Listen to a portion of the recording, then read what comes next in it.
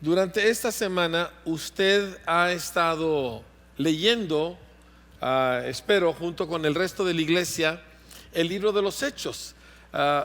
Y una parte central de lo que voy a hablar ahora precisamente surge de ahí. Y quiero aprovechar para animarle. Si usted no está siguiendo el programa de lecturas Un año en el Nuevo Testamento, también conocido como SER, que nosotros estamos llevando como congregación, le quiero recomendar fuertísimamente que usted se una a este programa de lecturas. Uno, porque nos está ayudando a todos a oír al Señor en la Escritura de maneras muy impresionantes. Y recuerde, Jesús dijo: mis ovejas oyen mi voz. Entonces todos los que estamos siguiendo a Cristo, Jesús dijo que nosotros lo podemos oír. Y Él no era dado a la exageración ni mucho menos a la mentira. Entonces, dos, mucho o gran parte de lo que nosotros estamos compartiendo aquí como congregación, domingo tras domingo, literalmente está saliendo de la lectura de la semana. Y esto ha sido muy grueso porque nos permite a todos ir en un mismo canal. Y precisamente lo de hoy surge de la lectura que nos tocó esta semana. Esta semana nos tocó leer Hechos 2 al 6. Así que quiero pedirle que vaya conmigo al capítulo 2 del libro de los Hechos para empezar nuestro entendimiento de los propósitos de Dios para su iglesia y para Israel, para su pueblo espiritual y natural. Dice así, capítulo 2, versículo 1: cuando llegó el día de Pentecostés, Pentecostés es una fiesta judía, estaban todos unánimes juntos. Y de repente vino del cielo un estruendo como de un viento recio que soplaba, el cual llenó toda la casa donde estaban sentados, y se les aparecieron lenguas repartidas como de fuego, asentándose sobre cada uno de ellos. Ahora, esto no era una lumbrecita como de una vela, estos eran unas llamaradas en la cabeza de cada uno de los 120 discípulos que estaban ahí. Dice, y fueron todos llenos del Espíritu Santo. ¿Cuántos fueron llenos? Fueron todos llenos del Espíritu Santo y comenzaron a hablar en otras lenguas, en otros idiomas, según el Espíritu les daba que hablasen. Este fenómeno que sucede en este día cambia la historia de la humanidad para siempre. Porque aquí se cumple la promesa que Dios había dado de enviar su Espíritu sobre toda carne. La primera vez que eso sucedía desde la caída del hombre. Cuando el hombre cayó, el Espíritu Santo ya no fue dado a toda la raza humana. Y por primera vez, por causa de la muerte y resurrección de Jesús, el camino se había abierto para que toda la raza humana recibiera el Espíritu Santo en toda su dimensión de poder. Y aquí en este lugar sucede. Pero el siguiente versículo nos da la clave de lo que nosotros queremos entender este día. Dice, moraban entonces en Jerusalén judíos, varones piadosos de todas las naciones bajo el cielo. Esta frase es clave, porque Dios derrama su Espíritu Santo en Jerusalén, la capital de la nación hebrea. Y en un momento, en una fiesta de los judíos donde hay miles y miles de judíos piadosos, hombres dedicados al estudio y a la observancia de las Sagradas Escrituras, y ahí Dios derrama su Espíritu Santo. Y desde hace años yo me preguntaba por qué Dios lo hizo en estas circunstancias específicas.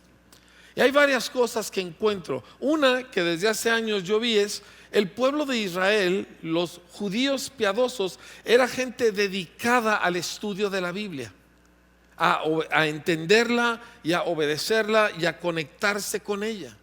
Y a ellos Dios les pudo derramar su Espíritu Santo porque tenían cimientos espirituales en la palabra. ¿Por qué? Yo le preguntaba al Señor, ¿por qué no derramaste tu Espíritu en Antioquía? ¿Por qué no lo derramaste en Roma? ¿Por qué no lo derramaste entre otro tipo de gente? Y la razón es esta: cuando el Espíritu Santo viene sobre una persona, es una experiencia muy fuerte, y sin raíces en la Escritura lo echamos a perder. ¿Sí? ¿Por qué? Porque ya no sabemos distinguir si una cosa que percibimos es el Espíritu Santo, o es porque yo amanecí de malas, o es porque alguien me sugirió algo y se me grabó en la memoria. Y sin raíces en la Escritura no tengo la capacidad para distinguir cuando algo es de Dios y no es de Dios, y el diablo se aprovecha y lo contamina todo. Así que Dios derrama su Espíritu entre el pueblo del libro, gente dedicada al estudio de la palabra. Y yo he descubierto que cuando el pueblo de Dios se mete cañón en la palabra, la estudia, la ama, la obedece, Dios les puede dar más de su Espíritu Santo. Y que la razón por la cual la experiencia del Espíritu Santo es tan débil para muchos es por la ausencia de cimientos bíblicos en sus vidas. Y al no tener cimientos bíblicos, Dios no puede arriesgar el tesoro tan preciado del Espíritu Santo en su vida. ¿Por qué? Porque el diablo se va a aprovechar de la ignorancia de la persona y lo va a contaminar todo. Así que Dios derrama su Espíritu en el pueblo del libro. Por eso te queremos en la Biblia. Por eso te estamos facilitando a través de programas de estudio que todos llevamos juntos, que tú te compenetres de las Escrituras para que Dios pueda darte mucho más de su Espíritu Santo y eso transforme radicalmente tu vida. Ahora, pero hay una segunda razón por la cual Dios derrama su Espíritu entre el pueblo judío, y esa razón es porque el derramamiento del Espíritu era el cumplimiento de la promesa hecha a los padres, a Abraham, Isaac y Jacob. Era el cumplimiento de la esperanza del pueblo de Israel. Todos ellos estaban esperando esto. Recuerde que el profeta Joel había anunciado estos días donde Dios derramaría de su Espíritu sobre toda carne.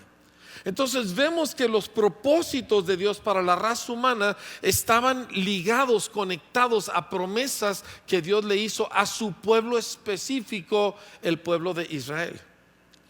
El pueblo de Israel no por ser mejores ni mayores, sino porque son los descendientes del amigo de Dios, Abraham. Ahora, yo no viajé a Israel porque quiero ahora judaizarnos. No nos quiero vestidos de hebreos haciendo danzas hebreas y tocando shofars.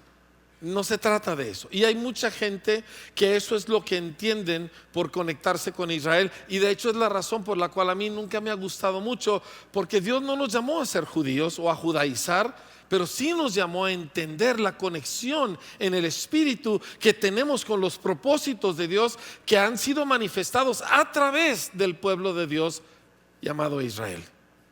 Así que sáquese de su cabeza que usted va a comprar un shofar y se va a vestir con las vestimentas sacerdotales y va a tocar panderos en las calles. Eso no es nuestro objetivo.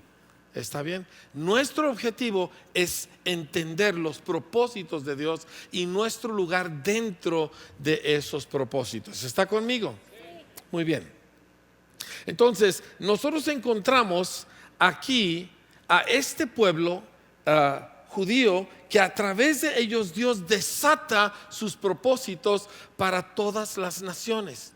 Ahora es un hecho que hasta el día de hoy los propósitos de Dios para los países del mundo giran en torno a la nación de Israel hasta el día de hoy.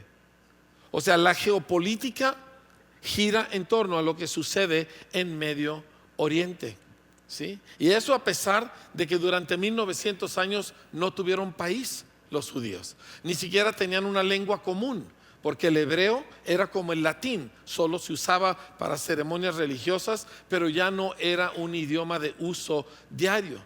Y Dios resucita a la nación de Israel y la pone en el mero centro del planeta Tierra, porque si usted mide, usted se va a dar cuenta que geográficamente Israel está en el puritito eje de todas las naciones de la tierra.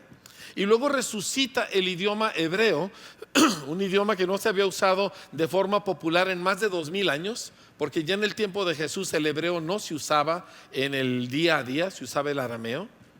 Y Dios resucita, el pueblo resucita este idioma y ahora es el idioma de Israel. De hecho, fue muy impresionante toparme con gente que lo único que sabe hablar es hebreo, que no saben ni inglés, ni español, ni ningún otro idioma. Su idioma es hebreo. Escriben de derecha a izquierda en símbolos que nadie de nosotros entiende porque no son letras como el alfabeto español o inglés o francés, ¿verdad? Y sin embargo, esta nación ya tiene 72 años de existir como un país soberano, un hito histórico. El asunto acerca de este país es nuestra conexión a él en el Espíritu. Diga conmigo, en el Espíritu. Quiero que vaya conmigo a Romanos capítulo 9 para empezar a ver algo acerca de esta conexión. Pablo está hablando. Pablo, que era judío de judíos, dijo el hebreo de hebreos, fariseo de fariseos, en cuanto a la ley irreprensible, pero Dios lo había llamado para predicar a los gentiles.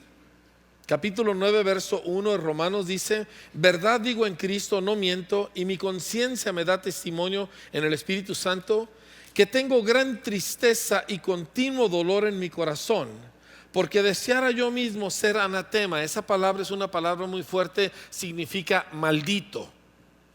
Y dice: deseara yo ser maldito, separado de Cristo, por amor a mis hermanos, los que son mis parientes según la carne, que son israelitas, de los cuales son la adopción, la gloria, el pacto, la promulgación de la ley, el culto y las promesas, de quien son los patriarcas, y de los cuales según la carne vino Cristo, el cual es Dios sobre todas las cosas, bendito por los siglos. Amén. Entonces nos damos cuenta que toda esta riqueza espiritual que Dios ha dado a la raza humana, la dio a través del pueblo judío. Incluyendo cuando Él se hace un hombre, Él no se hizo un alemán, Él no se hizo un japonés, Él se hizo judío, nacido bajo la ley, nacido de mujer, y murió como judío en la tierra de los hebreos. Y de ahí surge todo el plan de Dios para el planeta Tierra. Pero toda esta conexión, fíjese lo que nos dice, por ejemplo, Efesios capítulo 2, no lo tiene que buscar, pero es un pasaje muy importante para nosotros entender. Efesios 2:12 dice: en aquel tiempo ustedes estaban sin Cristo, alejados de la ciudadanía de Israel y ajenos a los pactos de promesa, sin esperanza y sin Dios en el mundo. Una de las cosas interesantes de estar en Israel es que estuvimos con el único otro grupo de personas que tiene derecho de orar. Porque en este planeta nadie tiene derecho de orar, aunque todo el mundo cree que tiene derecho, porque solo hay un camino a Dios y es Cristo. Y la Escritura dice: Él es el único mediador entre Dios y los hombres. Entonces, fuera de Cristo no hay acceso a Dios, salvo los judíos. Porque por el pacto de Dios con Abraham, Isaac y Jacob, por el pacto mosaico, la ley, ellos tienen un acceso limitado a Dios. No como el que tenemos en Cristo, pero lo tienen. ¿Sí? Y lo interesante en medio de todo esto, lo impactante de los tiempos proféticos en que nosotros estamos viviendo, es que por 1800 años el cristianismo fue el enemigo acérrimo de los judíos. Nos preguntó en una de las conferencias que tuvimos, de hecho esta fue con un rabino que se llama Jacob Kruger, y le pregunta a uno de los pastores: ¿qué piensan ustedes de nosotros? ¿Qué piensan de los cristianos? Ahora es importante que usted comprenda que para un judío la palabra cristiano abarca desde la Madre Teresa hasta Hitler. Todo lo que es el mundo del cristianismo, de todo lo que es Europa y Norteamérica, etcétera, para ellos, él nos dijo: lo único que nosotros conocemos del cristianismo es persecución y odio y muerte. Por 1800 años, 1900 años, dice, y de repente Dios nos da un regalo inesperado. Dice: un grupo de gente, cristianos, que aman a Israel. Dice: ustedes son el regalo inesperado de Dios para nosotros. Y efectivamente encontramos que se están uniendo los únicos dos pueblos en la tierra que amamos la Biblia: los judíos y el pueblo cristiano evangélico, que amamos la Biblia, que obedecemos la Biblia, que estudiamos la Biblia y descubrimos que teníamos los mismos héroes. José, Moisés, David, la reina Esther, todos nosotros estudiamos eso y ellos también. Y de repente nos dimos cuenta que Dios está haciendo algo. Porque por 1900 años estas dos ramas del pueblo de Dios separadas, ¿sí?, en una manera terrible, violenta, sanguinaria, y Dios está volviendo a unirlas. Y de hecho la razón que estos empresarios y el gobierno de Israel están llevando pastores a Israel es porque ellos entienden que en América Latina sus únicos amigos somos los que amamos la Escritura, el pueblo cristiano.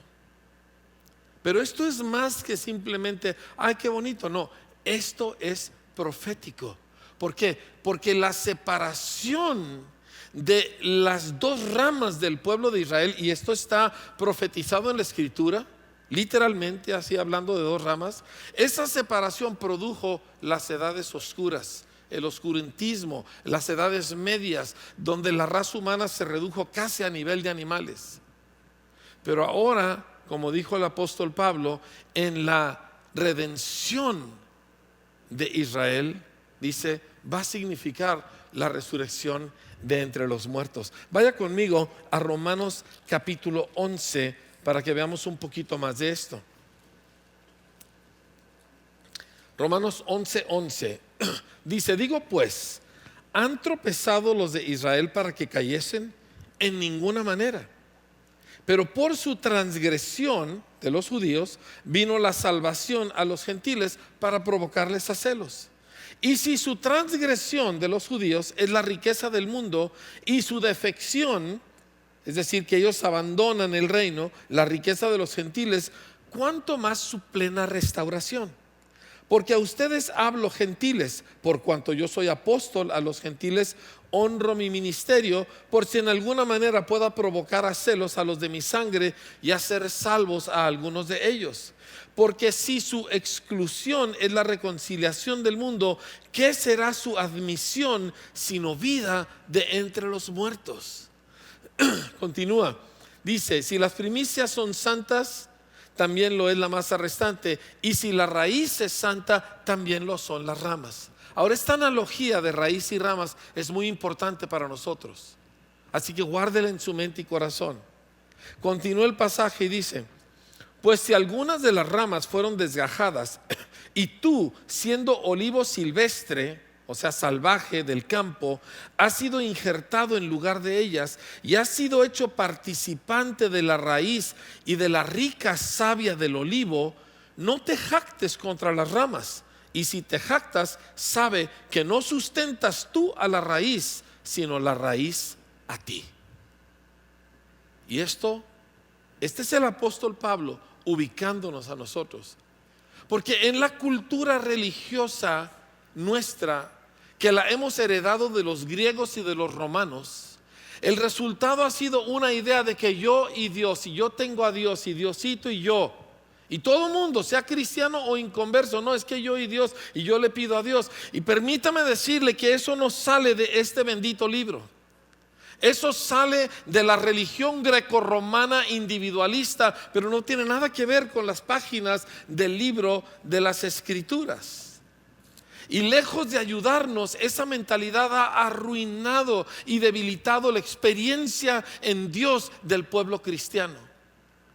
Y toda esa idea de que yo le pido a Dios y Dios y yo y Dios me bendice, etcétera, es totalmente ajena al entendimiento bíblico de la fe en Cristo. Y ahora que estuvimos en Israel, lo comprobamos de la manera más contundente que yo me pudiera imaginar. Porque como le dije, en este viaje, a diferencia de los otros, nos pasamos la mayoría del tiempo entre judíos piadosos. Y lo primero que vimos nosotros acerca de ellos es que jamás mencionan a Dios en referencia a su propia vida individual. Jamás hablan de que Dios y yo y Dios a mí me ha bendecido y Dios me ha hecho muchos milagros. Jamás oyes eso de los judíos. Y jamás los oyes hablar de que no, y que mi familia y que yo y mis hijos, jamás los oyes hablar así. Ellos cuando hablan o piensan acerca de Dios y de su fe en el Dios de Abraham, Isaac y Jacob, en lo que están pensando es en el pueblo de Israel. Me acuerdo que como para el tercer día le dije al equipo que iba con nosotros, le dije, ¿se han fijado? Todos los judíos, sean seculares, sean ortodoxos, sean religiosos, sean viejos, sean jóvenes, todos continuamente te están vendiendo Israel. Israel ha logrado esto, Israel se ha defendido así, esta es la historia de nuestro pueblo, aquí hemos logrado esto, aquí fue donde nos defendimos de este ataque, mira lo que estamos inventando, pero todo es Israel, Israel, Israel. Nunca te hablan de sí mismos, nunca es, ay, que Dios a mí me ayuda tanto. Jamás oyes eso. En la semana y pico que estuve ahí, ni una sola vez oí una mención donde Dios se trata de mí. Eso lo heredamos de los griegos y ha pervertido la fe cristiana, ha arruinado la fe cristiana. Mire, se lo digo en la mejor manera, me topé con la mejor gente que jamás he conocido en mi vida y me sentía de este tamaño frente a ellos, como trabajadores, como padres de familia, como gente que piensa, como soldados. Impresionante en su bondad, en su filosofía de la vida, en su relación para sus vecinos que los aborrecen y los quieren destruir. Y me sentí así de pequeño. Y me di cuenta que la fe cristiana que nosotros profesamos está súper contaminada de la religión de Occidente, que no tiene nada que ver con la Biblia, que es como yo le saco provecho a Dios, yo individualmente. Y ellos siempre solamente entienden la fe en Dios como parte del pueblo de Dios. Yo soy el pueblo, somos Israel, somos Israel, somos Israel, somos Israel. Nunca oyes, ni siquiera a nivel familia, oyes un individualismo. Y por eso nuestra fe es tan débil. ¿Sí? Por eso ellos han enfrentado el sufrimiento de miles de años y están parados. Por eso les matan a 6 millones de sus connacionales, de sus hermanos hebreos, y siguen parados. Por eso tienen enemigos todo alrededor que los están. Yo estuve en el sur de Israel, estuvimos nosotros en un kibutz, que es una comunidad agrícola, en la frontera con la franja de Gaza, donde hay 1.8 millones de árabes, muchos de los cuales son súper radicales y continuamente están enviando bombas al otro lado. A veces mandan bombas. Ustedes han visto esa película, esa caricatura que se llama Up, que es un viejito con muchos globos. Pues imagínense todos esos globos y con un regalo, y los mandan el pueblo árabe hacia la parte de Israel, así con letreros, un regalo, niños, vengan. Y es una bomba.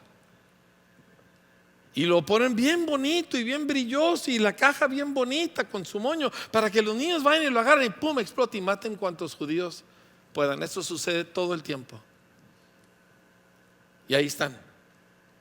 La guía que nos llevó se llama Jennifer, es uruguaya, y nos dijo, todos estamos traumados. Todos los que vivimos aquí estamos traumados. Dice, todas las casas, y nos lo mostraron, todas las casas tienen un cuarto seguro. Es un cuarto hecho de concreto reforzado, más o menos de 3x3, donde cuando se sueltan los bombazos se tienen que meter todos ahí. Estás en la parada del autobús y enseguida está un refugio contra bombas hecho de concreto reforzado. Estás en el parque de juego de los niños y en una orilla está una de estas protecciones reforzadas de concreto. Suena la alarma y todo el mundo tiene que correr y meterse en eso. Y nos dice ella, estamos traumados, dice, pero no se van. No se van. Porque ellos no piensan en Dios para ayudarme a mi vida. Ellos piensan, Dios nos puso aquí como nación y nosotros somos la primer línea de defensa contra los enemigos. Por eso todas las comunidades kibutz están en las fronteras de Israel, para que cuando Israel sea atacado, ellos son los primeros que defienden. De hecho, estuvimos en el monumento allá en el sur, en la franja de Gaza, monumento levantado a un grupo de 39 jovencitos, 26 muchachos y 13 muchachas, que se habían ido para levantar una comunidad agrícola en el desierto, porque desierto, pero desierto. Y ellos estaban a la orilla de la frontera con Egipto, y cuando se vino el ataque de Egipto, Ellos fueron la primer línea de defensa y se viene toda una, no sé cómo se les llama cuando vienen muchos tanques, pero toda una avanzada de tanques de guerra, y ellos solo con sus riflecitos sencillos, jovencitos, 17 a 20 años de edad, y ellos se ponen a defender a Israel. No crea que huyeron de los tanques. ¿Y sabe qué dice el letrero? Murieron 6 de ellos, pero detuvieron la avanzada de los tanques. ¿Y sabe qué dice? Dice: no ganarán los tanques, sino las personas, a costo de su vida. Porque ellos no piensan, Dios me va a dar a mí una vida. Ellos piensan, Dios está sobre su pueblo Israel, yo soy el pueblo de Israel, aquí estoy parado. Y no se van, traumados, pero no se van. Reniegue y reniegue, pero no se van. Otro boleto, familia, otra mentalidad. Y yo estoy viendo todo eso y yo me doy cuenta, Señor, tú estás conectando nuestras naciones en el espíritu. Porque, mira, una de las cosas que me pudo mucho, y nos venimos con el mismo dolor que expresa Pablo, por lo menos 3 de los pastores estábamos con nuestro corazón quebrantado después de algunas de las conversaciones, porque uno de los rabinos de plano nos dijo, no, dice, nosotros las cuestiones de qué pasa después de la muerte y el cielo y todo eso, no pensamos realmente en eso. Lo nuestro es práctico. Lo nuestro es práctico. Y nos juntamos después estos otros 2 pastores y yo, así, pero con el alma hecha garras, porque la nación de Israel, judíos piadosos que creen en Dios, oran por lo menos 3 veces al día. Y ahorita le platico algunas de sus oraciones, pero no les interesa la eternidad. A ellos les interesa cómo vivimos delante de Dios aquí en la tierra, pero la eternidad, pues hay a ver qué pase, ¿verdad? No sabemos. Y yo pensé, y nosotros los cristianos históricamente, en todo lo que ha sido la historia del cristianismo, lo que nos importaba era cómo llego al cielo, qué le hace que esta tierra vivamos de una manera terrible. Porque esa es la historia del cristianismo. Y Dios está conectándonos porque ellos necesitan conocer a su Mesías. De hecho, con uno de ellos, que ahorita le voy a mostrar una foto, estamos platicando y íbamos a ir a Jerusalén. Le dije, mira, yo no voy al muro de los lamentos. En Jerusalén hay un muro que es lo que queda es el muro de contención de la explanada donde se construyó el templo. El templo fue destruido en el año 70, pero queda este muro, y este muro es lo más sagrado para el pueblo de Israel. De hecho, es el símbolo del alma de Israel. Y le dije, yo no, y los judíos van y meten papelitos ahí entre las piedras, ¿verdad? Como oraciones a Dios. Le dije, yo no voy a meter papelitos. Yo pensando para mí, no le dije porque pues no estábamos en mal plan, pero yo pensando, pero yo tengo acceso a Dios en Cristo, yo no necesito una pared, ¿verdad? Pero le dije, pero yo voy a ese muro para orar por Israel. Y se me quedó viendo y dijo, ¿vas a orar por Israel? Sí, le dije, porque mi foto favorita de la historia de Israel es en 1967, cuando el ejército de Israel toma la antigua ciudad de Jerusalén, y hay una foto de unos soldados jovencitos, 20, 21 años, con su mano sobre el muro, orando por primera vez en el muro que representa el alma de su nación. Y le dije, yo voy a orar a ese muro porque ese muro representa a Israel. Me dijo, ¿y qué pides por Israel? Le dije, que conozcan a su Mesías. Y se le llenan los ojos de lágrimas a Ronnie, porque no conocen al Mesías, no les interesa. Son mejores personas uno de ellos que 5 de nosotros. En serio, no se lo estoy exagerando. Como le digo, yo me sentí así de este tamañito, pero no les interesa la eternidad, y a nosotros nunca nos ha interesado cómo vivir delante de Dios aquí en el día a día. Y yo entendí, Dios está conectando estas cosas, ¿sí? ¿Para qué? Para que sus propósitos se cumplan en la tierra, donde las 2 ramas del olivo vuelven a estar conectadas en el espíritu. Dentro de las pláticas yo fui porque yo quería saber de educación. Mire, en el mundo, el país que más empresas inicia cada año es Estados Unidos. Estados Unidos tiene 340 millones de habitantes. El segundo lugar lo tiene China, China tiene 1.400 millones de habitantes. El tercer lugar lo tiene Israel con menos de 9 millones de habitantes. O sea, los israelitas producen empresas, innovación tecnológica, innovación agrícola, en cantidades absolutamente ridículas.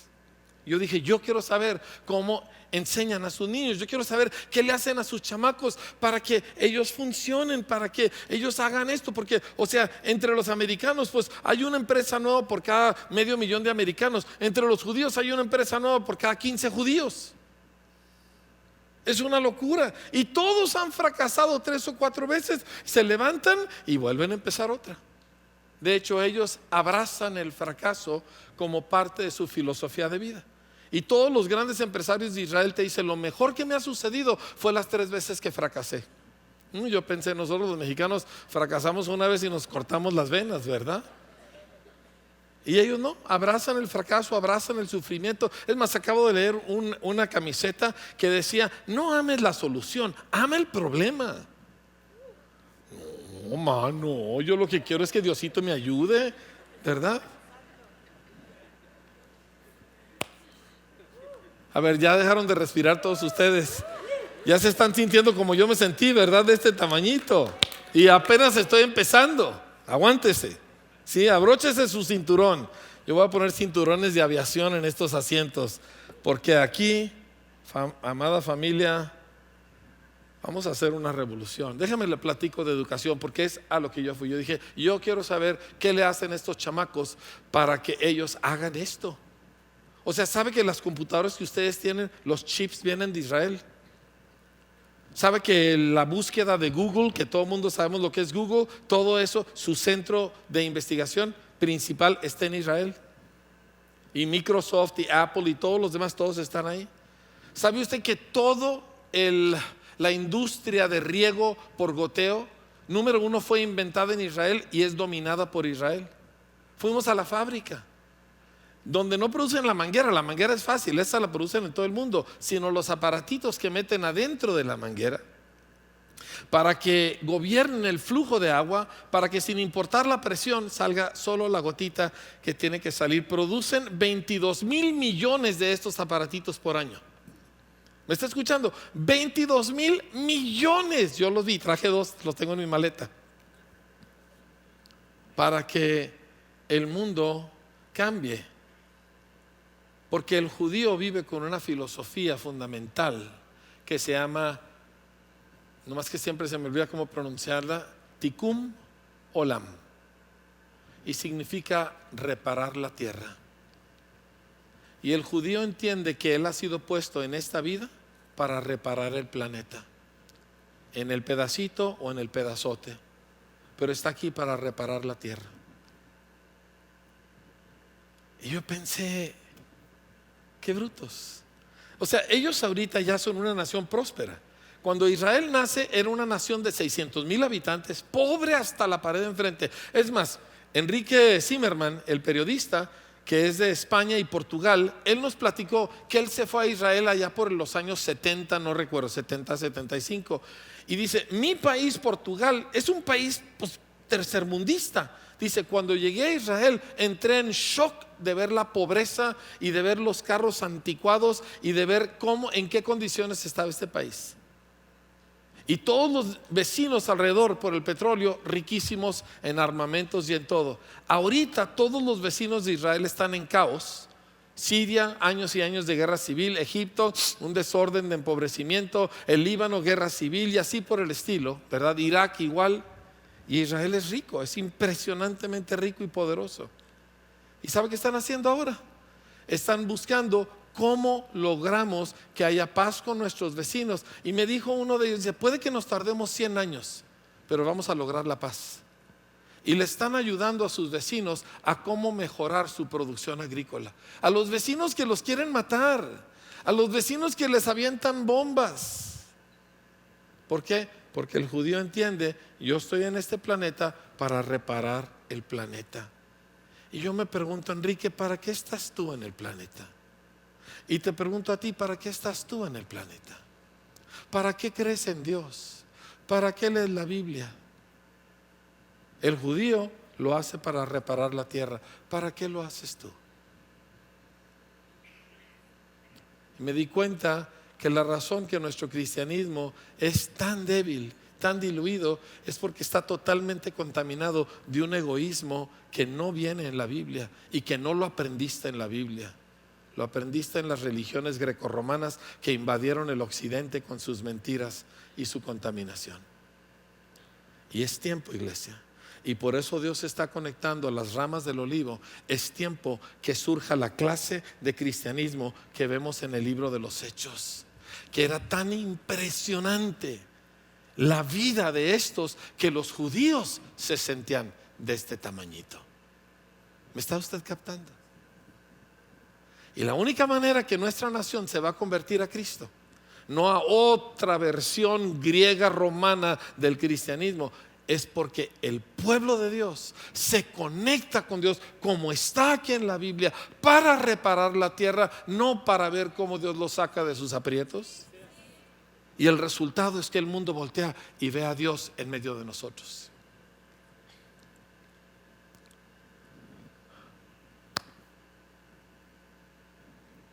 Estaba hablando de educación. Estamos con este rabino, Jacob Kruger, y nos platica, dice, la responsabilidad de un niño hebreo. Dice, por ejemplo, cuando estamos celebrando las fiestas, ¿verdad? Como la fiesta de la Pascua, que se celebra en lo que nosotros llamaríamos Semana Santa, ¿verdad? Pero ellos están celebrando la salida de Israel de Egipto y son varios días de celebración. Y es la responsabilidad de cada niño pararse delante de todos los adultos de la familia, que no es nada más el papá y la mamá, si son los tíos y los vecinos y todos los demás, y hacerles todas las preguntas posibles. A ver, le dije, ¿cómo? Sí, dice, es responsabilidad de cada niño pararse delante de los adultos y hacerles preguntas acerca de todo lo que están pasando, y todos los adultos se dedican a explicarle a esos niños las preguntas que están haciendo. Me acuerdo que hace tiempo, bastante, la pastora nos dijo, es que un niño no lo cría una familia, lo cría una comunidad. Lo que define cómo un niño crece no es papá y mamá, es toda la comunidad. Obvio que papá y mamá son muy importantes, pero es la comunidad entera. Los judíos lo practican. Y es todos los días durante todo ese tiempo. ¿Y por qué ahora hacemos esto así? ¿Y por qué hoy comimos este alimento y no aquel? ¿Y ahora por qué estamos encendiendo esas velas? ¿Y por qué mañana vamos a hacer esto? Y los adultos en México le decimos, cállese mocoso, vayas a ver la tele.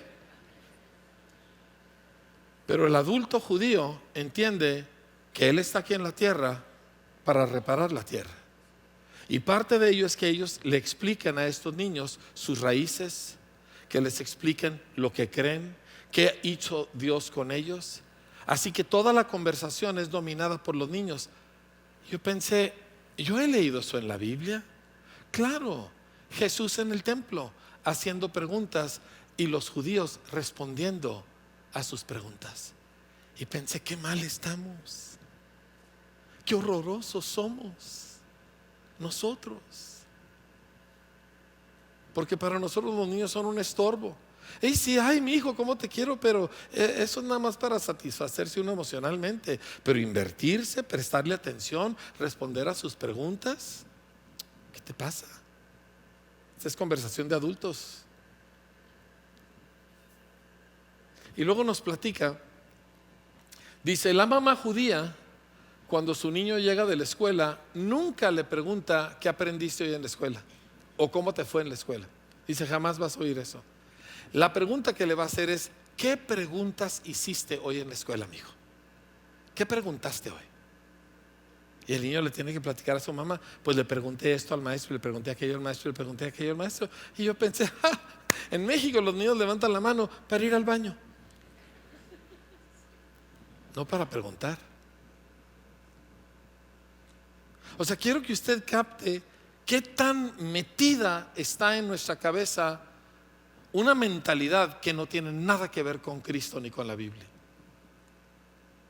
Y que la etiqueta cristiano no es suficiente para limpiarnos todo aquello, que hay una necesidad de una profunda renovación de nuestro estilo de vida para que aprendamos a vivir delante de Dios como se dice en este libro y no como nos dijeron nuestras tradiciones y nuestra cultura. Si no, solo nos queda la etiqueta. Y la etiqueta no sirve, muchachos. Déjeme le muestro algo de lo que vivimos allá para que me capte un poquito.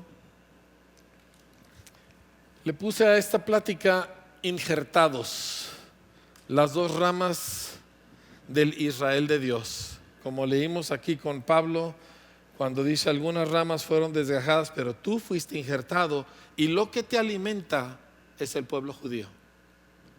No las formas judías, no estamos hablando de eso. No de que nosotros judaicemos, pero la dádiva de Dios a través del pueblo judío, porque todo este libro fue escrito por judíos. ¿Sí sabe? Antiguo y Nuevo Testamento. Y todas las promesas que se cumplen con nosotros, todas fueron hechas al pueblo judío. Entonces, nosotros necesitamos entender nuestra dependencia de lo que Dios hizo con ese singular pueblo, que como les digo, no es porque sea mejor, es porque son los descendientes de Abraham. Y esto nos saca de esa mentalidad nefasta de Occidente de que Dios y yo, que es una aberración y es una herejía. Y necesita sacarla, tanto usted como yo necesitamos sacarla de toda nuestra forma de pensar y de caminar con Dios. Empezamos entonces con Jerusalén. Jerusalén en el centro literalmente del universo. ¿Cómo lo sé? Porque ahí va a descender Jesús y desde ahí va a gobernar el universo entero. Así que esa ciudad es una ciudad llena de conflicto, ¿sí? Jerusalén, aquí usted puede ver en el centro, detrás de la S, la puerta dorada, que está sellada, por cierto. A través de esa puerta Jesús entraba y salía del templo hacia la ciudad, bueno, más bien hacia el monte de los olivos. Pero esa puerta es a donde Jesús va a volver a entrar para gobernar sobre todas las naciones. Nada más que Jerusalén ha tenido algunos cambios. Y ahora esa zona, puede ver ahí al lado derecho todavía la puerta, ¿verdad? Pero ahora lo que domina es ese edificio que se conoce como el Domo de la Roca, y es el primer santuario musulmán que se construyó allá por el año 690 y tantos, ¿verdad? Y enseguida está la mezquita El Aqsa, y eso es un punto de conflicto constante, terrible, que sucede ahí. O sea, Jerusalén es un punto de conflicto religioso mundial y es el centro de todo lo que va a suceder. Importante para nosotros entender por qué la Escritura dice que oremos y roguemos por la paz de Jerusalén, porque todo lo que va a suceder en el planeta está conectado con ese lugar. Hay mérito. O sea, estos no son cuentos de hadas, esto no es, ay, qué hermoso, yo fui a Jerusalén y sentí muy bonito. No, de hecho, cuando usted va a Jerusalén, todo siente menos bonito, porque todos los espíritus religiosos de todo el mundo se concentran ahí y se odian. Y lo que siente es una opresión terrible en Jerusalén. Y sin embargo, ahí va a reinar Jesús, ¿sí? Yo pienso visitar Jerusalén cuando Cristo ya reine y ya no se sienta todo eso feo ahí, ¿verdad? Pero ahorita es el punto más álgido del planeta. Ahora, cuando el pueblo judío llega a Israel hace aproximadamente 130, 140 años, empezaron a llegar, 1880 por ahí, pequeños grupos compraban tierra. Esto es lo que compraban. Israel estaba dividido en dos secciones. Las 3/4 partes del país eran esto, y la otra 1/4 parte pantanos. El norte pantanos, el sur desierto. Pero este tipo de desierto, dice, ¿pero por qué está tan pelón? Porque es tierra salada. O sea, tiene una alta concentración de sal, nada crece ahí. Pero Tikum Olam, dígalo conmigo, Tikum Olam. Ahora no me interesa que nos aprendamos la palabra, porque a mí se me olvida también. Me interesa que nos aprendamos la idea, que estamos aquí para reparar la tierra. ¿Qué haces en un lugar así cuando eres un reparador de la brecha, como dice Isaías? Cuando eres el que restaura los escombros de muchas generaciones. ¿Qué haces cuando tú practicas Tikum Olam? Empiezas a hacer esto. Ese es el mismo desierto. Ese es el sur de Israel, Beersheba, ¿sí? Es tierra salada. Y eso que ustedes ven ahí, Todo el mundo diga, ay Dios mío. Ándale, dígalo. No, pero así con expresión. Ay Dios mío. Esos son arbustos de jojoba. ¿Sabe de dónde son? De Sonora. Los judíos se vinieron a México, descubrieron que aquí crece el arbusto de jojoba. La jojoba produce un aceite que es esencial para los cosméticos. Todas ustedes, señoras, usan jojoba.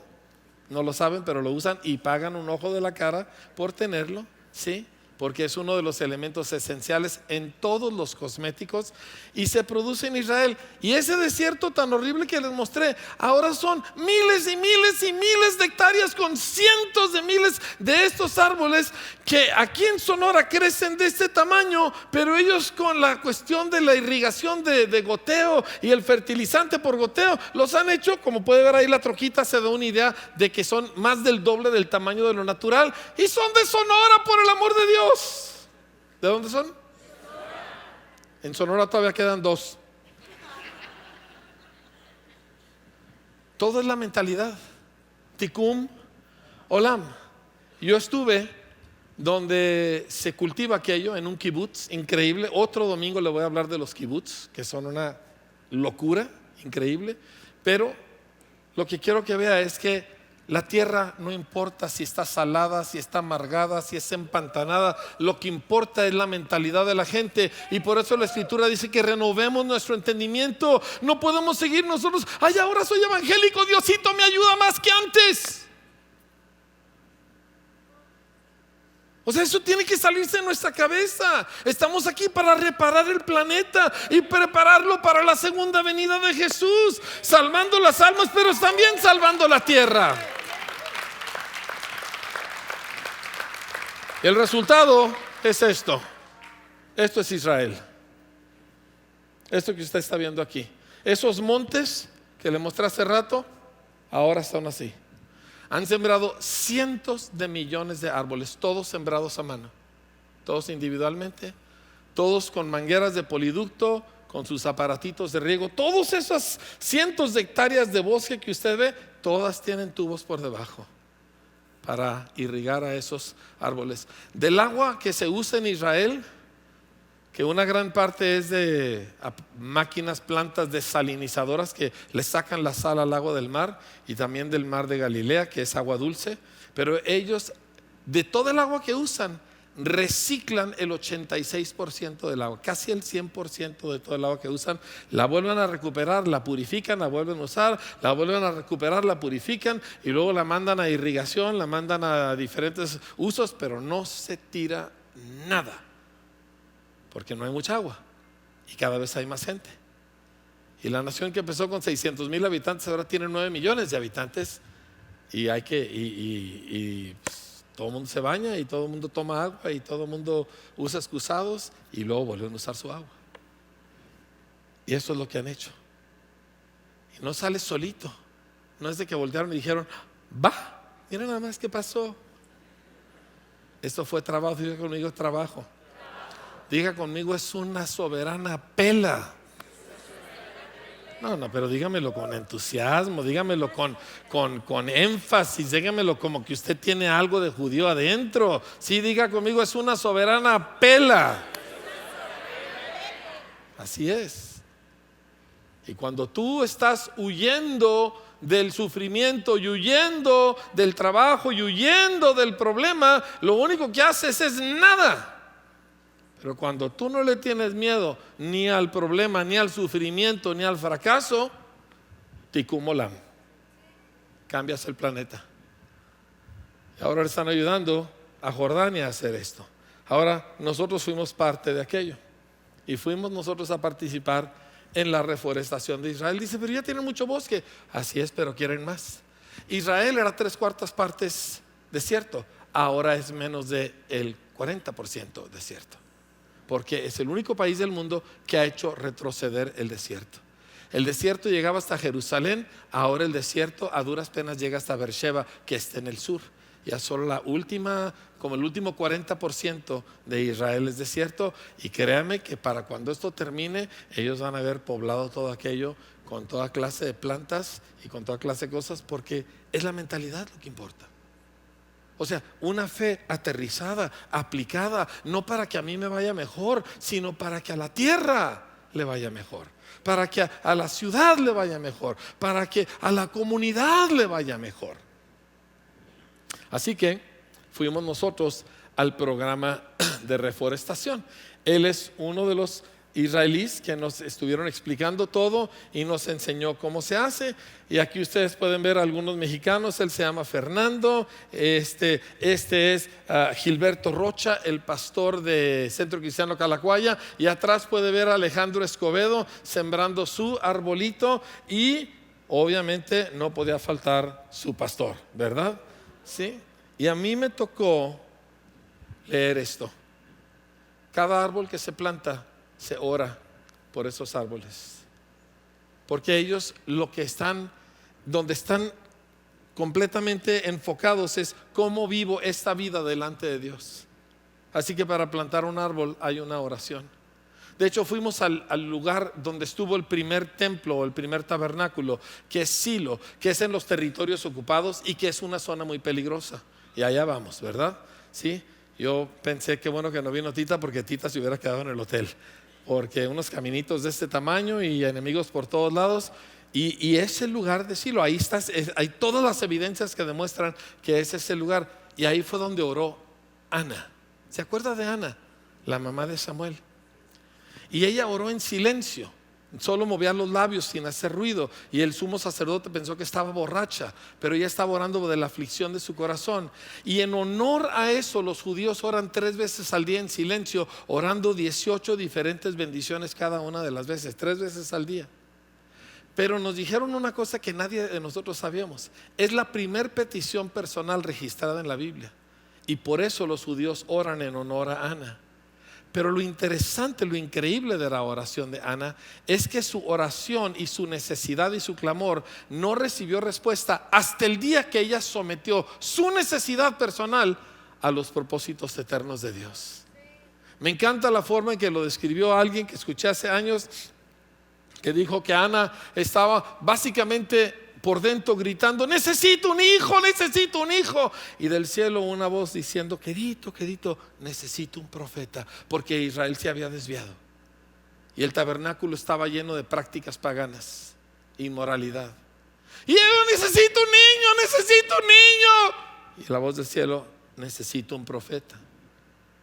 A la medida que esa conversación sigue, la voz de Ana va bajando: necesito un niño, Dios, necesito un niño. Y la voz del cielo más fuerte: necesito un profeta. Hasta que Ana voltea y dice: si tú me das un niño, yo te doy tu profeta.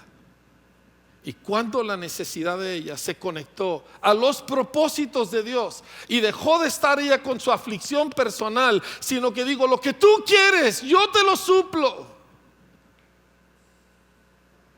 Ahí empieza la oración personal en la Biblia. Y el judío así piensa: 3 veces al día oran en honor a Ana, 3 veces al día, para conectar sus necesidades y deseos personales a algo más importante: los deseos y propósitos eternos de Dios. Familia mexicana, ¿cuándo vamos a dejar de usar a Dios?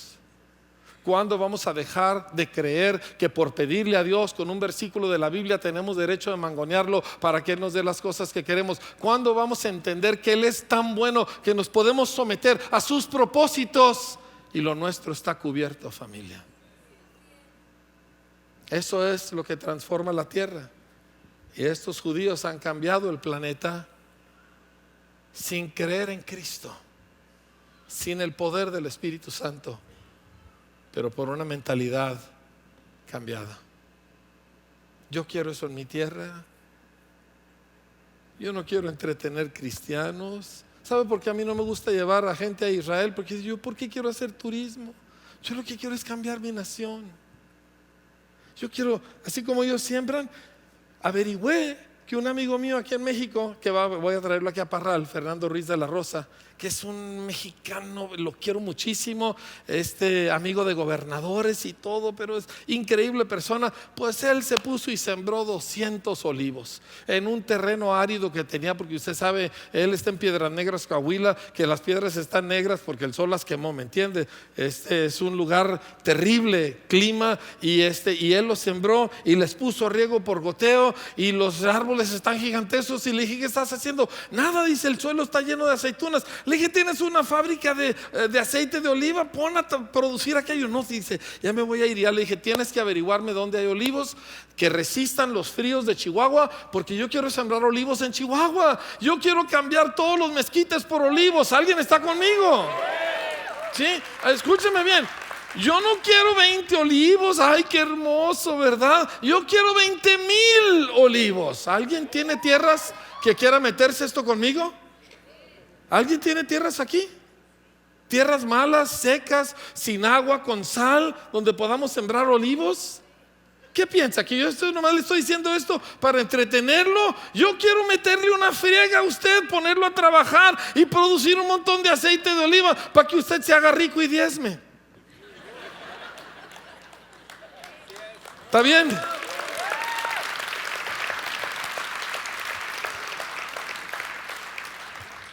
Porque familia, se trata de una revolución. Se trata de cambiar el planeta. ¿Entiende? La única razón que yo parezco gente decente es porque Tita, mi esposa, me ha educado.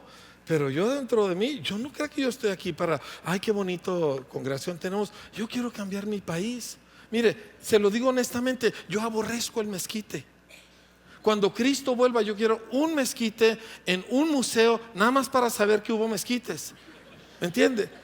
Yo quiero toda esta tierra llena de árboles que dan algo que valga la pena. Y estoy descubriendo que esos árboles, olivos, pueden producir. Y el olivo es una cosa que va para arriba, porque ahora todo el mundo quiere comer saludable. Así que ya nadie quiere usar otros aceites. Así que todo aceite de olivo, pero el aceite de olivo en México casi todo se importa de fuera del país. Yo digo, aquí tenemos mucho terreno con mezquites, y le metemos poliducto y los regamos así, y nos hacemos ricos.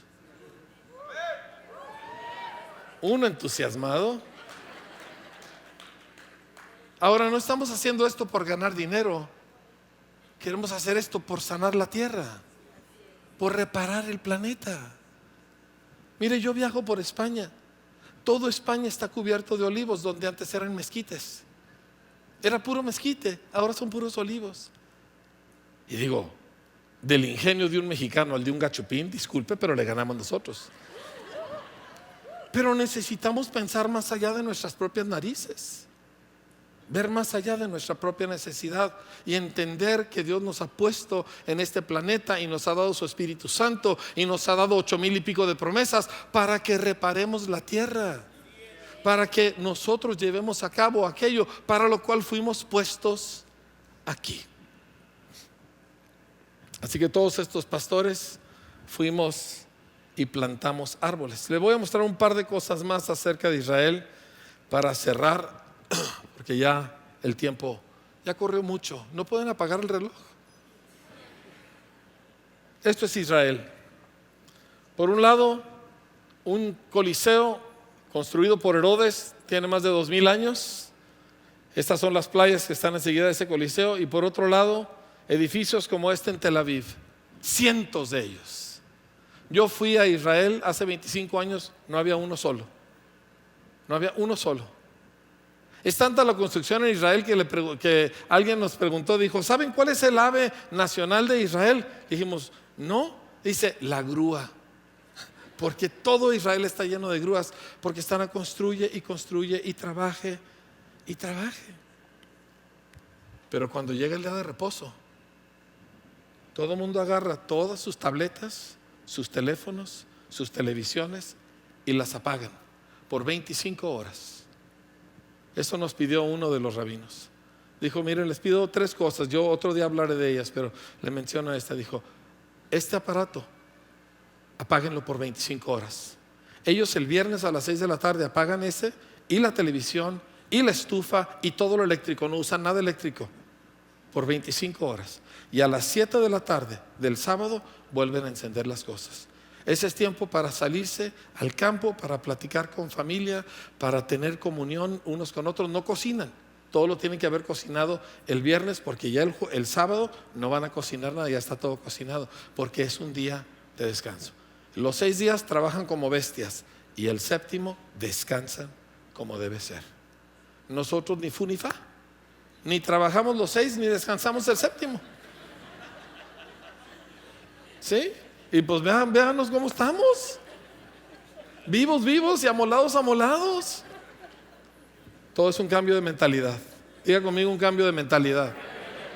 Nosotros somos parte de los propósitos eternos de Dios para la tierra y estamos bebiendo de la rica savia del olivo de Israel, pero no para usarlo para tonterías, sino para reparar nuestro planeta. Otro pedacito de Israel, Mar de Galilea, ya estaba casi vacío, pero Dios mandó lluvias y este año se llenó totalmente. Ya están teniendo que abrir las compuertas de las represas. Abajo, la sinagoga donde Jesús predicaba en Capernaum. Increíble, ese lugar, o sea, no es por ser las ruinas, es por quien estuvo ahí. Pero esto de acá es en las alturas del Golán.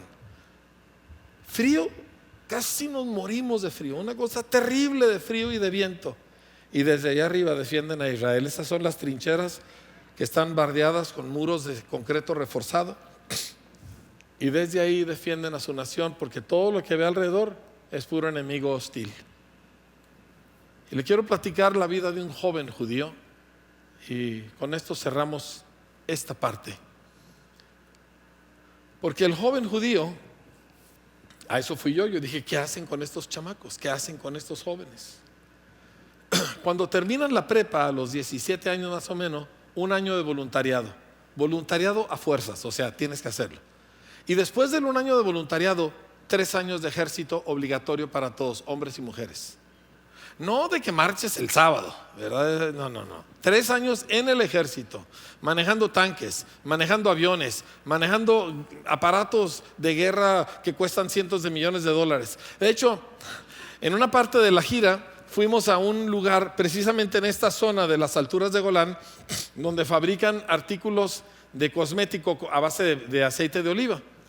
Y la señorita que nos estaba dando toda la explicación, pues resultó que tenía 22 años, pero parecía como de 16, ¿verdad? Pues una señorita jovencita. Y resulta que es experta en detección de túneles de terroristas, de detectarlos y destruirlos. Así, una muñequita de porcelana, pero sabe destruir túneles de terroristas. Y nosotros, ñangos y bofos, qué cosa. Ay, pobrecito mi hijo, le estarán dando de comer bien. Todo el mundo entra al ejército, todo el mundo 3 años. Si entras a ciertos sectores te piden más años de cajón, así que muchos tenían 5 años. Uno de los que les voy a mostrar, no solamente en el ejército por un montón de años, el portavoz y el vínculo de las Fuerzas Armadas israelíes con los ejércitos de América Latina, porque él habla español, porque es uruguayo. Y total, el chavo hace su voluntariado, hace sus 3 años de ejército y luego se sale a trabajar, a chambearle para juntar dinero para irse a la universidad. Así que el típico israelí entra a la universidad entre los 22 y los 24 años de edad, cuando ya se le quitó lo tarado. Porque típicamente usted manda a su chamaco a la universidad a los 17 y 18 años y ¿sabe qué está pensando su chamaco? Por fin ya no vivo con mis papás y ellos me siguen manteniendo. Eso es lo que piensa. Y desperdicia su educación. ¿Por qué? Porque no tiene la madurez para hacerlo. Pero el ejército le quita lo bobo a la gente. Cuando tú tienes gente que te quiere matar, y quiero que entienda que el día que nosotros nos íbamos a venir, ese día sucedieron 3 atentados. En Jerusalén, uno de los atentados fue un tipo loco, o sea, un terrorista, que en un camioncito se lanza y atropella a 12 soldados. Uno de ellos está en terapia intensiva. Ese mismo día, en el kibutz donde estuvimos en el sur de Israel, hubo alarmas de bombazos. Ese mismo día. No son juegos. La vida no es un juego. ¿Sí? Y niños consentidos no arman una nación, no levantan una nación, no hacen algo que valga la pena en la vida. Así que esos muchachos, usted anda en las calles de Israel, en Tel Aviv, en Jerusalén, y se va a la parada del camión, y ahí están 2, 3 chavos en su uniforme y con su carabina, con su metralleta, porque en Israel todo mundo sabe usar armas, y no pistolitas, armas de a de veras. ¿Por qué? Todo el mundo ha estado en el ejército. Y cuando usted entra al ejército son 3 años, y por los siguientes 30 años, un mes de cada año, usted lo dedica al ejército. Un mes de cada año usted deja su trabajo y se va y se mete en el ejército. En algunos casos le dejan hacerlo una semana cada mes, pero todo mundo tiene que estar en la reserva, hombres y mujeres, y todo mundo está dándole duro al asunto. Como resultado, tienes una nación que se sabe defender, tienes una nación que tiene carácter, tienes una nación que sabe trabajar en equipo, tienes una nación que sabe sacrificar a favor de los demás. Como resultado, es una de las naciones más ricas del mundo, habiendo empezado en la miseria absoluta, y ahora han transformado aquello, tanto que ya se les está desbordando y les están ayudando a sus enemigos. Y eso es lo que ellos quieren hacer con México, y por eso nos llevaron. Dijeron: nosotros queremos ayudarle a México a salir del hoyo donde está, y queremos hacer amigos en América Latina con el pueblo evangélico, y por eso nos pagaron el viaje para ir para allá. Y yo quiero eso aquí. Dice: tu ciudad es chiquita, no es de las importantes. No necesitas ser importante, la haces importante con la manera en que funcionas, ¿sí? Así que déjeme le hablo tantito de gente, y con esto vamos a cerrar. Este fue un rabino, uno de los más importantes rabinos de Israel. Él nos dio toda una explicación. Estamos ahí literalmente debajo de las excavaciones de lo que era la zona del templo. Una bondad increíble, impresionante.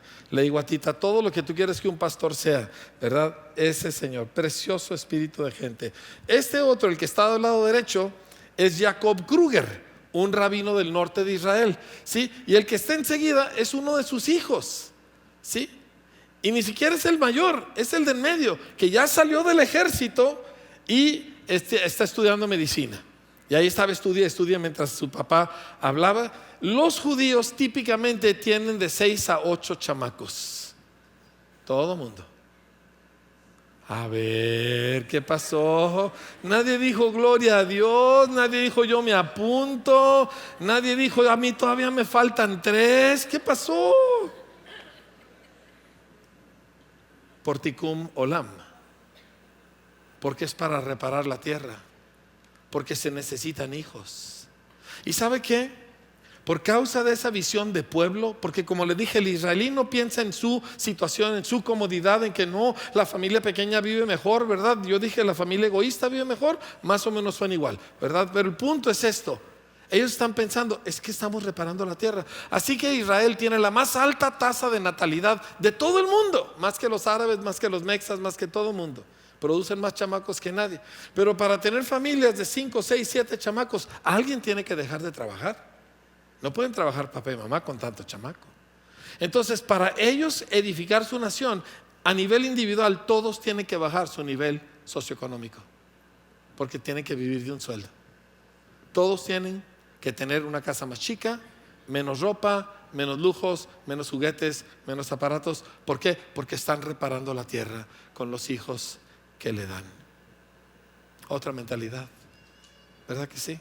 De hecho, Israel es el único país del mundo donde gente emigra a Israel sabiendo que va a bajar su nivel de vida, porque todo el que se va a Israel se hace más pobre por irse a Israel. Este siguiente es Damián Filut, un experto en educación, brillante. Me lo voy a traer, ¿sí? Me dio unas ideas, las tengo todas grabadas. Pienso revolucionar lo que hacemos con nuestros chamacos, con Ilan. Y me dijo: ya me voy. Desayunó conmigo el jueves en la mañana. Sí, el jueves en la mañana desayunó conmigo. Ya me voy. Dije: porque quiero estar con mis hijos, porque eso es lo más importante, que uno invierta mucho tiempo con sus hijos. Así que me voy a invertir tiempo con mis hijos. No es porque, ay, qué hermoso papá. No, estoy reparando la tierra. Quisiera ponerme a ver un juego de fútbol americano, pero voy a pasar tiempo con mis hijos porque estoy reparando la tierra. Quisiera comadrear con la señora, ¿verdad? Quisiera estar en el chisme, ¿verdad? Pero voy a reparar la tierra. Esto no es cuestión de que me nace. Esto es maduro. Esto es gente con madurez. Y nadie puede dar fruto si no madura. Y nadie puede madurar si solo hace lo que le nace. Eso es de niños. Pero nosotros ya no somos niños. ¿Sí? Siguiente. ¿Ven la pelirrojita al fondo? Ella es Jennifer. Ella es nuestra guía en el sur de Israel. Ella es la que renegó y renegó. Estamos traumados, pero aquí estamos. Y es que, ¿quién sabe? Pero aquí estamos. Y nos echan bombas de aquí y acá. Ah, bueno, renegó como una buena latinoamericana. Pero no se mueve de estar en la cueva del león, en la boca del lobo. ¿Por qué? Porque creen en su proyecto de nación. Y yo te pregunto, ¿por qué estás tú aquí? Porque en cierto sentido todos nosotros estamos en la boca del lobo, nos come vivo la ciudad. ¿Por qué estás aquí? ¿Por edificar la comunidad de Dios? ¿Por edificar el pueblo de Dios? ¿O por algo más personal? Si tú quieres hacer una diferencia en este planeta, tú necesitas soltar lo personal y enfocarte al proyecto y al propósito que Dios tiene para todos nosotros, no para ti. Finalmente, última foto. Ellos fueron nuestros guías. El del lado derecho, Ronnie Kaplan. ¿Cuántos años le calcula? Se ve jovencito, ¿verdad? Unos 32, 33 años. Ya tiene 5 hijas. Ahora le va a tirar a los hijos. Entonces, a ver, bueno, pero ¿por qué no? Nadie grita de gozo. Lo sentí forzado, vida. A ver, ¿qué pasó? Ay, no. Repito. Mire, yo no le digo que usted como varita mágica va a cambiar, pero por lo menos sea honesto. Su mentalidad de no tener hijos es un egoísmo nacido de la religión grecorromana que nuestra nación nos ha enseñado, que nuestra cultura nos ha enseñado. No lo aprendió de la Biblia. Y usted puede decir lo que quiera, y yo no le digo que usted tiene que hacer nada, pero usted tiene que ser honesto o honesta y decir: la razón que yo no quiero más hijos es porque yo quiero pensar en mí misma, porque yo me quiero amar a mí misma. Y esa es la destrucción del cristianismo. Y esa es la razón que no tenemos buen testimonio. Y no estoy diciendo que todo el mundo va a tener un montón de hijos, pero la mentalidad tiene que cambiar. Tiene que cambiar. Mire, ve a estos muchachos que tenemos aquí enfrente. Ellos no van a dar su vida para que usted se siente a gusto en un asiento acoginado y oiga una buena predicación. Pero por lo que yo le estoy platicando, por eso sí dan sus vidas. Lo que están buscando es algo que valga la pena. Y entretener cristianos no vale la pena, pero cambiar el mundo sí vale la pena. Aunque sea empezando con el pedacito que me toca, ¿me entiende? Aunque sea sembrando un par de árboles o abriendo algo que le ayuda a gente, pero yo empiezo a sanar la tierra, a reparar el planeta. Y por eso doy mi vida. Esa es la razón que yo estoy aquí. Mire, yo no soy judío y yo no me vine porque conocí Israel. Yo me vine porque yo quería arreglar lo que estaba aquí, hasta donde lo entendía. Mal entendido si usted quiere, pero eso me vine. Yo no me vine porque esto era un futuro para mí, o porque aquí iba a ser carrera, o porque aquí me ofrecieron un mejor puesto, o porque aquí me iban a dar toda clase de beneficios, ¿verdad? Etcétera, etcétera, etcétera. Yo me vine para ayudarle a mi tierra, que no la conocía tan bien como debiera, porque casi no viví aquí de niño, pero me vine para ayudar a mi tierra. ¿Por qué está usted aquí? ¿Por qué está usted leyendo la Biblia? ¿Por qué está usted pidiéndole a Dios? ¿Qué te mueve? Yo creo que Dios nos está conectando en este tiempo profético porque Dios quiere que lo que Israel ha captado de Dios se una con lo que nosotros hemos captado de Dios, y que juntando esas dos cosas, chacho, viva la revolución. Porque de eso se trata, Como le dije, parezco gente decente, pero no se fíe, porque no es así. Yo vine aquí para cambiar mi país, y esa es la razón que usted debe quedarse aquí y ninguna otra. Y empezamos con un rinconcito, pero empezamos. Alguien diga amén, por favor. Quiero que vea esto. Pónganme el video, por favor, de esa cosa. Esto es un anuncio de una fábrica de la fábrica Netafim, que nosotros fuimos al kibutz donde se producen todos los sistemas de riego del mundo. Y esto es lo que ellos anuncian. Esto es lo que ellos hacen con la tierra. Con las peores tierras, esto es lo que ellos producen. Vean los desiertos alrededor. Esto es lo que ellos hacen con la tierra porque están reparando el planeta. Y familia, eso es lo que Dios nos ha llamado a nosotros a hacer. Y yo lo vine a reclutar. ¿Sí? Usted pensó que venía un domingo y ya fue un domingo largo y nada que usted venía a la revolución. No soy seguidor de Che Guevara porque él se quedó chiquito. ¿Sí me entiende? Aquí estamos hablando de una revolución que dura por los siglos de los siglos de los siglos. Amén.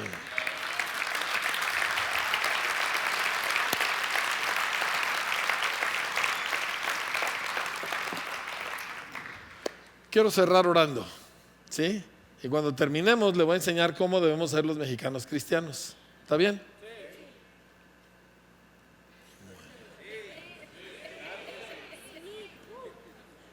Leve.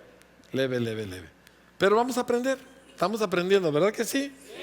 Sí, porque venimos de nuestra religión de la comodidad y Cristo nos va a sacar a la de la revolución. ¿Está bien? Ay, dice, ya estoy muy viejo para eso. No, no está, yo estoy más viejo que usted. Pero por dentro, nomás tengo 21 años y una abundante cabellera por dentro. Nos dijo una cosa en memoria, ya falleció Shimon Peres, que fue primer ministro de Israel.